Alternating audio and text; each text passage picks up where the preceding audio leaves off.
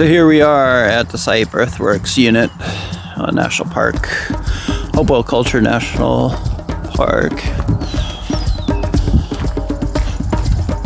Beautiful mountain culture, flourishing culture.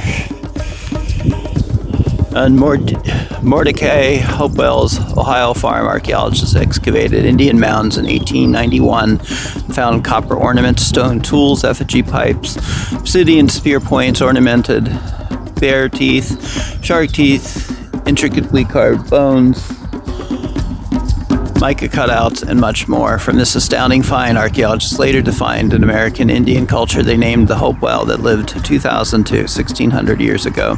The Hopewell were not the first American Indians to build mounds and earthworks, nor were they the only Indian culture of the region in era, but the Hopewell were a culture living in a cultural explosion. They represent a rich blossoming art, architecture, and ritual coinciding with a geographic expansion of cultural influence and exchange. This was unprecedented in North America until their time. This beautifully crafted sculpture from the Seip Earthworks is a wonderful depiction of an American Indian face from the Middle Woodland period, and a rare opportunity to see the Ohio Hopewell people through their own eyes.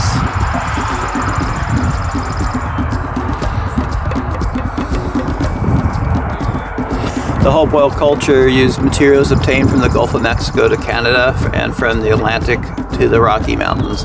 Here in the southern Ohio, the culture thrived, living mostly in river valleys. The Ohio Hopewell built hundreds of varied and unique ceremonial earthworks.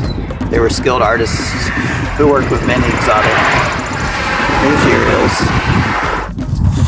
The Seip Earthworks. Seip Pricer Mound is dwarfed when compared to the outline of the Seip Earthworks. Over 2 miles of earthen walls enclose the ground where you stand.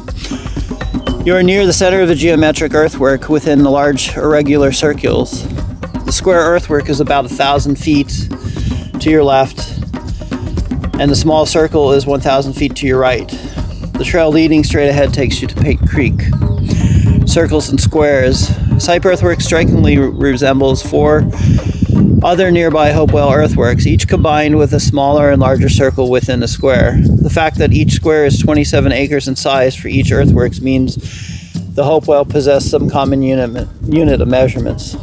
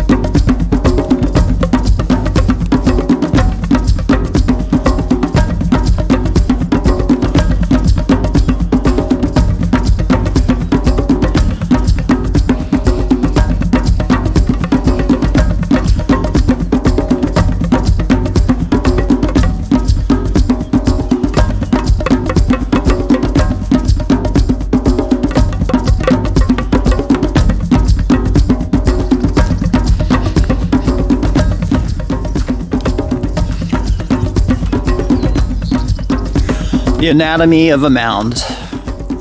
The Seip Pricer Mound, the second largest known Hopewell mound, evolved through a sequence of events starting with the building of an oblong, multi-room mortuary building nearly 2,000 years ago. Ceremonial leaders cremated bodies elsewhere and interred them here in the mortuary building. They built earthen platforms where ashes were laid. To a lesser extent, they placed extended corpses in log crypts. Some 122 men, women, and children were buried here with unusual objects surrounding their remains. The mortuary buildings were burned down and the layering of the mound began. The large photo to the right shows a log crypt where the burials were mounded twice. The primary mound was built over the crypt, but over time the crypt's logs rotted away, causing the middle to sag. The secondary mound layer represents the Hopewell's restoration of the mound.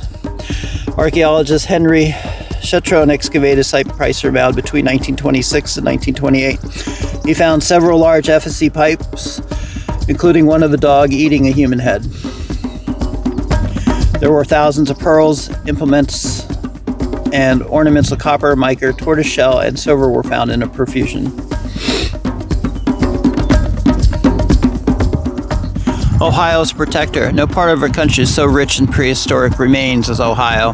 While other states have preserved their own mementos, Ohio has allowed her fields to be despoiled, says the Ohio Archaeological and Historical Society in 1885. In 1885, concerned citizens, historians, and archaeologists formed the Ohio Archaeological and Historical Society, now the Ohio Historical Society, to conserve Ohio's rich cultural resources. The society championed conserving Hopewell cultural sites and conducted many archaeological investigations there. Its members pushed hard for the creation of the Mound City Group National Monument and ultimately the Hopewell Culture National Historic Park, of which Seip Earthworks is a part, cooperatively managed in partnership by the Society and the National Park Service. Society maintains most of the significant collections of prehistoric Indian artifacts in the nation, housed at its Ohio Historical Center in Columbus. A private nonprofit organization, the Society serves as Ohio's agent in historical matters, conducting a wide range of activities related to interpreting, collecting, and preserving the state's heritage.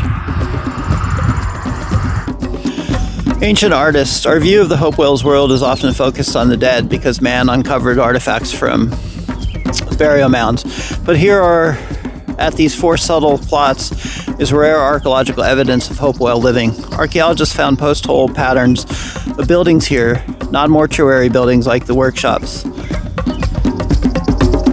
The building sites were covered with soil containing tools, shells, and animal bones. Hopewell artists fashioned highly decorative pottery from local clay. They hammered Lake Superior copper into ornaments, cut Appalachian mica into iconic designs, and chipped massive knives from Rocky Mountain obsidian.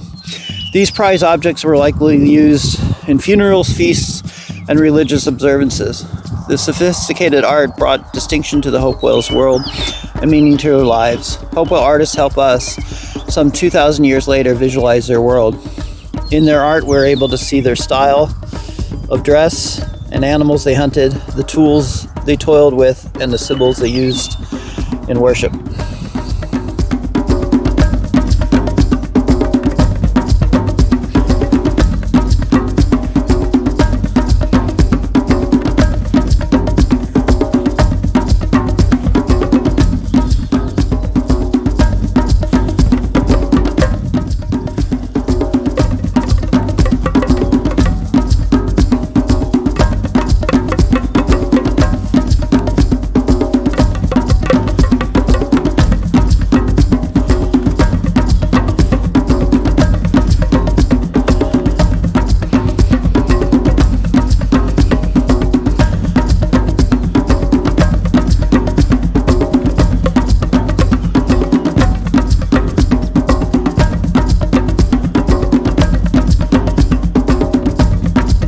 The ceremonial center, about 2,000 years ago, a massive geometric earthwork was built here.